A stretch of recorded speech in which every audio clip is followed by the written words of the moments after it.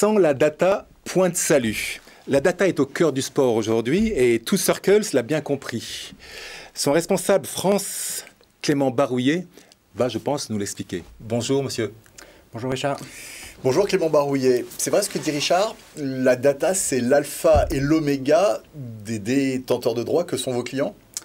On le pense, ouais, bien évidemment. On l'a vu en fait dans le, on va dire dans le business, en dehors du sport, les entreprises les plus innovantes, comme Apple, Netflix, aujourd'hui utilisent la data pour driver leur business. On le voit aussi dans le sport, enfin, je pense qu'on est au courant dans le côté performance, la data est démocratisée pour améliorer la performance des athlètes, des équipes. Et aujourd'hui, sur le côté business, on pense que ce n'est plus une option. C'est pour ça que 2Circles existe aujourd'hui. Alors donc, a priori, l'instinct ne suffit plus. Aujourd'hui, il faut vraiment s'appuyer sur la data pour progresser, pour avoir des résultats. Quels sont les outils sur lesquels vous vous appuyez?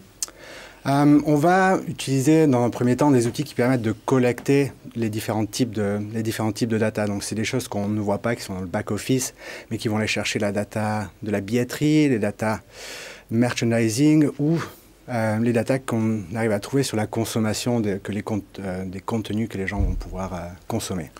Et justement, quels sont les services que vous proposez? Donc 2Circles propose à la fois des services de conseil pour essayer de définir comment construire une base de fans, comment l'engager. Et derrière, on va jusqu'à l'exécution en fournissant aussi des services sur comment lancer des campagnes, en proposant également des outils pour centraliser cette donnée et communiquer derrière avec les fans. Qui sont vos clients en France et peut-être même à l'international? Ouais, bon, on a énormément de chance de travailler exclusivement avec des organisations sportives. Lesquelles, par exemple? Donc on travaille avec l'UEFA, avec World Rugby, en France, avec la Coupe du Monde de Rugby France 2023, avec la LFP qui était notre premier client depuis 2016, également des clubs comme l'OGC Nice par exemple. Et comment vous avez réussi à les convaincre? Justement, c'est quand même des gros organismes, des grosses institutions. Ouais, ben en fait, donc on existe depuis 2011.